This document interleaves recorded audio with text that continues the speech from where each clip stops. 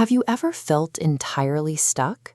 Like every day is a repeat of the last, and no matter how much you want things to change, you just can't seem to break out of the cycle. When you are living in that loop, the easiest thing in the world is to look around and point fingers. We blame an exhausting job, a difficult partner, or an economy that feels rigged. We express this desperate, constant desire for things to change. We read the books and listen to the podcasts, and yet we remain locked in the exact same routine.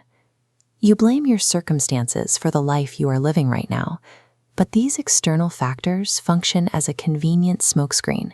They keep you from looking inward at the actual source of your paralysis. The French philosopher Jean-Paul Sartre had a brutal explanation for why we feel stuck. He called it bad faith. Sartre argued that humans possess absolute, inescapable freedom. We are not objects acted upon by the world. We are the active architects creating our reality. But absolute freedom is terrifying. Being completely free means complete responsibility. No one else to blame. To escape this crushing anxiety, we pretend we are trapped, building a comfortable cage of excuses to avoid making a move. We choose victimhood as a deliberate psychological strategy to avoid the terror of being the architect of our own reality. Carl Jung observed a very similar phenomenon.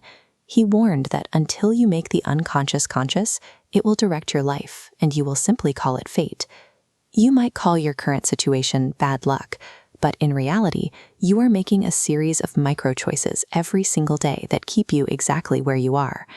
Stepping away from these micro-choices is painful because they form the foundation of your identity.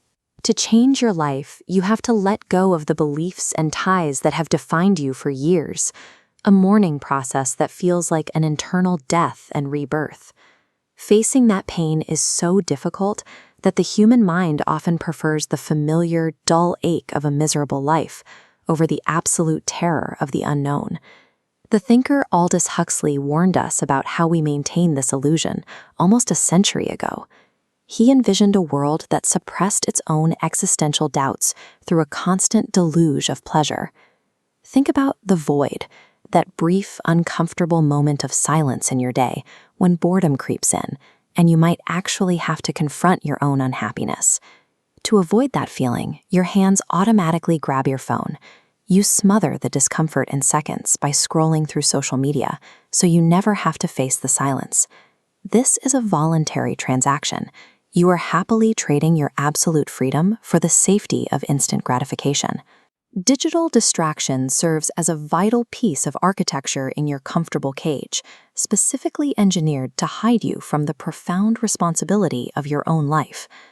Beyond the mind, your physical environment often plays a decisive role in keeping you stuck, acting as a space perfectly designed for stagnation. Your brain is an evolutionary machine. It naturally seeks the quickest, most pleasurable, and least costly path, avoiding effort whenever possible. You say you want to build a business, but leave your phone within reach and your space cluttered with easy distractions. Fighting millions of years of evolutionary programming with a handful of motivational phrases simply does not work. A poorly designed environment acts as a subconscious safety net. It guarantees that you fail effortlessly, providing the perfect external excuse to stay locked in your cage. The harsh reality is that nobody is coming to save you. No perfect timing, no new book, and no external guru will pull you out of the hole you are in. Escaping requires radical responsibility. This is the absolute acceptance that even if your past pain was caused by others, your healing depends solely on you. You must completely abandon the helpless victim persona. You have to let go of the narrative that acted as your protective shield for years, but ultimately became your polished prison. Facing this truth means you can never blame anyone else again. That is the terrifying, necessary price of admission to reality. While it is frightening to lose your excuses, it is the most liberating realization a human being can experience. Stop relying on motivation. Start ruthlessly designing your physical environment to make the right choices inevitable. You have a choice to make right now. Are you going to stay in the comfortable cage of excuses, or take radical responsibility and cross over into the unknown? If you are ready to drop the excuses, take your first symbolic step. Go to the comments right now and type, "I choose my freedom." Freedom begins the second you drop excuses and accept the terrifying power of your own agency.